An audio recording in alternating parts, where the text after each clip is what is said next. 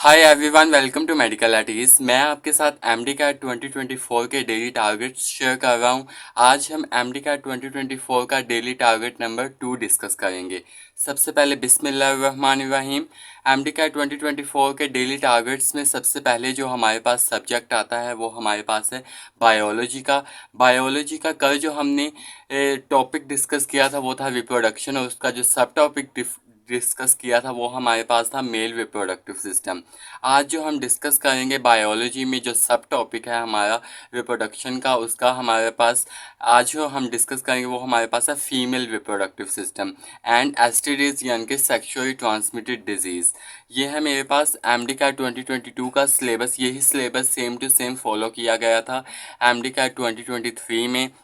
यही syllabus MD का 2024 में भी फॉलो किया जाएगा। तो इसके अकॉर्डिंग हमारे पास कल हमने डिस्कस किया था मेल रिप्रोडक्टिव सिस्टम को, आज हम डिस्कस करेंगे female reproductive system. Female reproductive system में जो हमारे पास सिलेबस के अकॉर्डिंग है वो हमारे पास है मेंस्ट्रुअल साइकिल। हम फीमेल रिप्रोडक्टिव सिस्टम में हमारे पास पीडीपी के अकॉर्डिंग ये वह पैराग्राफ करना है। आपने इसकी अच्छे तरीके से ये डायग्राम को गो थ्रू करना है कि इसमें बॉडी कौन सा ऑर्गन है, क्योंकि समटाइम्स अगर आप अकेडमीज़ के क्वेश्चन बैंक को देखें तो उसमें ये डायग्राम देकर रेफरिंग की होती है और कहते हैं कि बताएं ये कौन सा, ये वह पार्ट कौन सा, इसको हाईलाइट करके ये वह पार्ट कौन सा पार्ट है।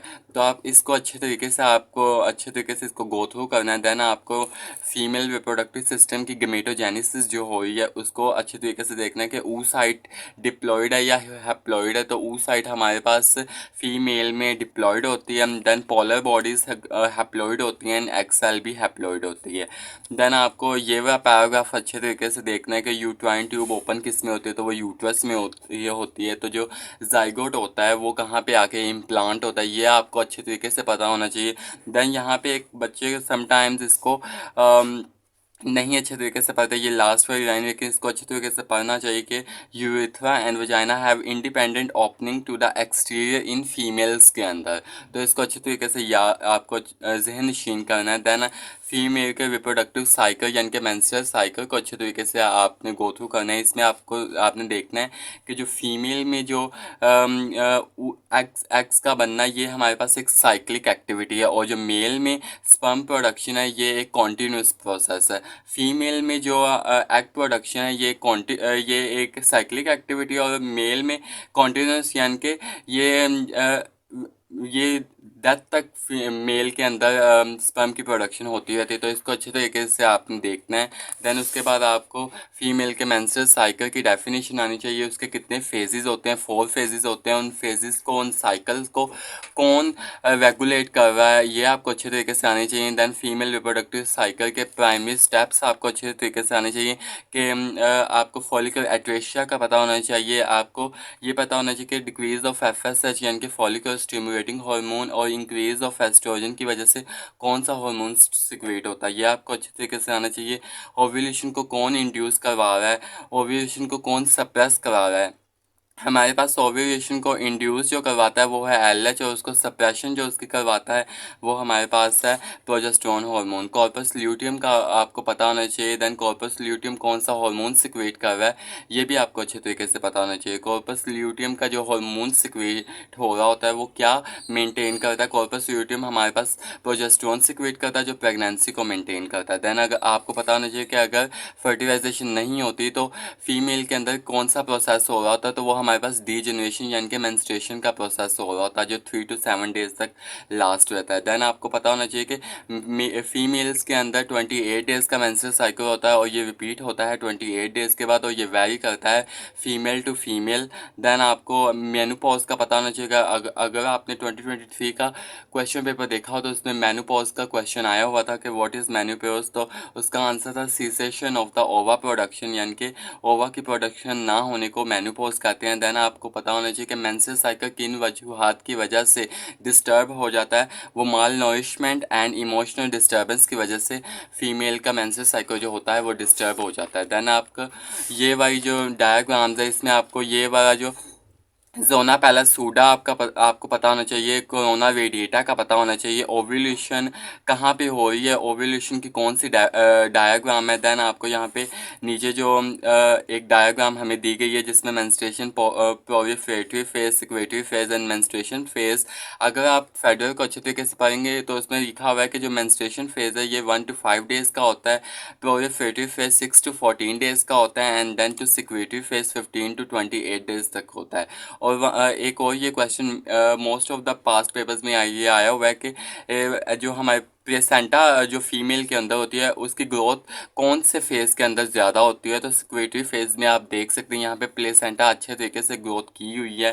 देन आपको पता होना कि रिग्रेसिव कॉर्पस ल्यूटियम की डेफिनेशन कौन सी है। अच्छे तरीके से आपको 4 मेंस्ट्रुअल फेजेस के नेम आने चाहिए, जैसे कि पहला menstruation and then follicular ovulation and then last में ल्यूटियल फेज है। देन आपको यहाँ पे डायग्राम्स के नीचे ये जो हमारे पास फिगर की जो इंफॉर्मेशन दी गई इसको अच्छी तरीके से पढ़ना है। देन बर्थ एंड पार्चुरेशन हमारे सिलेबस में नहीं इंक्लूड, लेकिन इसमें मोर सम टाइम क्वेश्चन आ जाते होते हैं कि जस्टेशन पीरियड ह्यूमंस का कितना होता है, तो 280 डेज़ का होता है, यानी कि प्रेगनेंसी का पीरियड पूछा होता है। देन एक क्वेश्चन आ जाता होता है कि प्लेसेंटा कौन सा हार्मोन सिक्रेट करता है और वो क्या काम करता है। तो प्लेसेंटा और कॉर्पस ल्यूटियम एक ही हार्मोन रिलीज करते हैं जिसको हम प्रोजेस्टेरोन हार्मोन कहते हैं, और ये प्रेगनेंसी को मेंटेन करते हैं। देन आपको पता होना चाहिए कि बर्थ या पार्चुरेशन के टाइम कितना ब्लड लॉस होता है, तो 350 सेंटीमीटर क्यूब ब्लड लॉस हो जाता है। देन लास्ट पर जो हमने टॉपिक डिस्कस करना है वो है एसटीडीज का, जिसमें हमारे पास सेक्सुअल ट्रांसमिटेड डिजीज़ में गोनोरिया,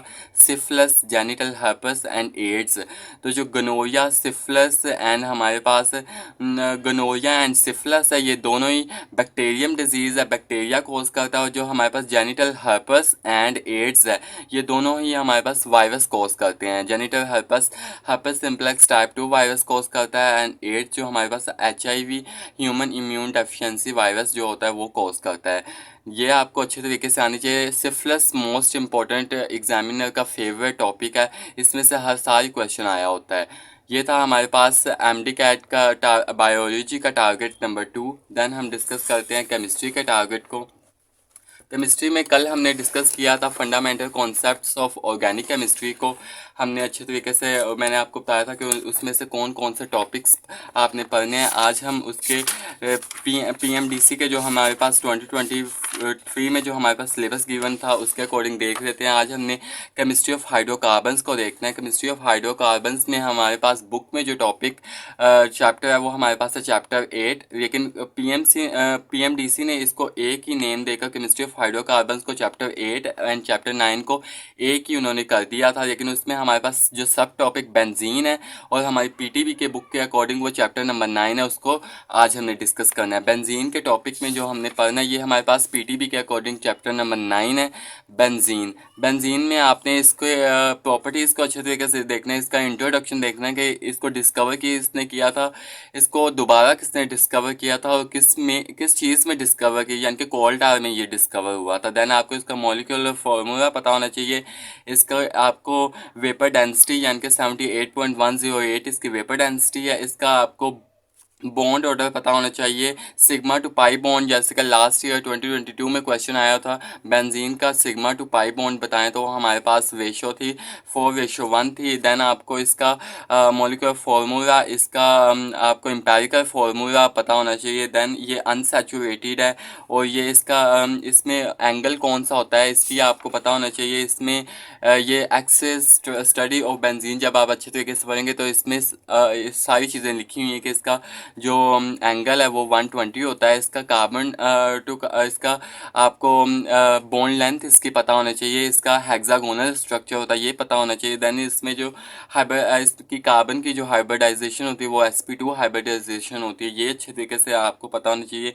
इसकी स्टेबिलिटी किस वजह से होती है ये भी आपको पता होना चाहिए कि डीलोकलाइजेशन पाई बॉन्ड की वजह से, इसकी एक्सटेंसिव डीलोकलाइजेशन की वजह से इसकी स्टेबिलिटी होती है। देन इसको आपको विजन एंड सिनर्जी बेंजीन की पता होना चाहिए। कैक्यूले ने कितने स्ट्रक्चर दिए थे, तो कैक्यूले ने हमारे पास 2 बेंजीन के स्ट्रक्चर दिए थे और डावर के जो स्ट्रक्चर थे वो 3 थे। ये आपको अच्छे तरीके से इनके स्ट्रक्चर्स आपको पता होना चाहिए, क्योंकि क्वेश्चन एग्जामिनर क्वेश्चंस इस तरह से दे सकता है, वो डायग्राम्स देकर पूछ सकता है ये डायग्राम्स ये स्ट्रक्चर्स किसने रिप्रेजेंट किए थे या किसने प्रपोज किए थे। देन उसके बाद ये कॉन्जुगेट बॉन्ड एंड विजनेटिक बॉन्ड 2020 टू में जो एमडी कैट हुआ था उसमें ये डेफिनेशन पूछी गई थी। देन उसके बाद आपको रोबिन्सन स्ट्रक्चर ऑफ बेंजीन और बेंजीन का रियल स्ट्रक्चर आपको पता होना चाहिए। देन कार्बन कार्बन एल्कीन की आपको बॉन्ड लेंथ पता होना चाहिए, अल्कीन की कार्बन कार्बन बॉन्ड लेंथ पता होना चाहिए, देन अल्काइन की बॉन्ड लेंथ पता होना चाहिए, एंड मोस्ट इंपॉर्टेंट बेंजीन की बॉन्ड लेंथ पता होनी चाहिए। यहाँ तक आपने अपना टारगेट नंबर 2 का यहाँ तक आपने इस प्रिपेयर करना है। बेंजीन के इंट्रोडक्शन, उसकी रेजोनेंस एनर्जी, उसके जितने भी रेजोनेंस स्ट्रक्चर हैं वो आपको पता होना चाहिए। देन उसके बाद हम बात कर लेते हैं अपने फिज़िक्स के। फिज़िक्स का हमारे पास जो हम पीएमडीसी के सिलेबस के अकॉर्डिंग जो हमने आज डिस्कस करना है, वो कल हमने डिस्कस किया था चैप्टर नंबर 18, जिसका एक ही टॉपिक हमारे सिलेबस में था, जिसको रेक्टिफिकेशन हमने कल डिस्कस किया था। आज हमारे पास पीएमडीसी के सिलेबस के अकॉर्डिंग हमारे पास ये चैप्टर इलेक्ट्रोस्टैटिक्स है। इसमें हमने एक ही टॉपिक करना है। फिजिक्स का हम एक ही टॉपिक्स डेली किया करेंगे। आज हमने जो टॉपिक कवर करना है वो हमारे पास है कूलम्स लॉ। कूलम्स लॉ में आपको इसकी डेफिनेशन आनी चाहिए, इसके अच्छे तरीके से इसको आपको सारे इसके फॉर्मूलाज आपको इसका पता होना चाहिए। यही आपने थ्योरी अच्छे तरीके से पढ़ लेनी है, इसको हाईलाइट आपने करना है। और इसमें मोस्ट इंपॉर्टेंट जो हमारे पास टॉपिक है वो हमारे पास है रिलेटिव परमिटिविटी। रिलेटिव परमिटिविटी आपको पता होना चाहिए। यहाँ पे थ्योरी में लिखा हुआ है कि रिलेटिव परमिटिविटी ऑफ एयर क्या है, ये मोस्ट इंपॉर्टेंट है, ये आपको अच्छे तरीके से पता होना चाहिए। देन आपको ये बॉक्स अच्छे तरीके से याद करना है कि रिलेटिव परमिटिविटी मटेरियल्स की, जैसे कि बेकलाइट की क्या होती है, बेंजीन की क्या होती है, ग्लास की क्या होती है, ये अच्छी तरीके से आपने स्टडी करना है। ये था हमारे पास एमडी कैट 2024 की प्रिपरेशन का टारगेट नंबर 2। आई होप मैं आपको अपनी बात समझाने में कामयाब रहूँगा। अगर आपको मेरी वीडियो पसंद आई हो तो मेरी वीडियो को लाइक कीजिएगा, मेरे चैनल को सब्सक्राइब कीजिएगा और अपने दोस्तों के साथ एमडी कैट 2024 के मोस्ट इम्पॉर्टेंट टारगेट्स को शेयर करना ना भूलिएगा। खुश रहें, खुश रहने दें। अल्लाह हाफिज़।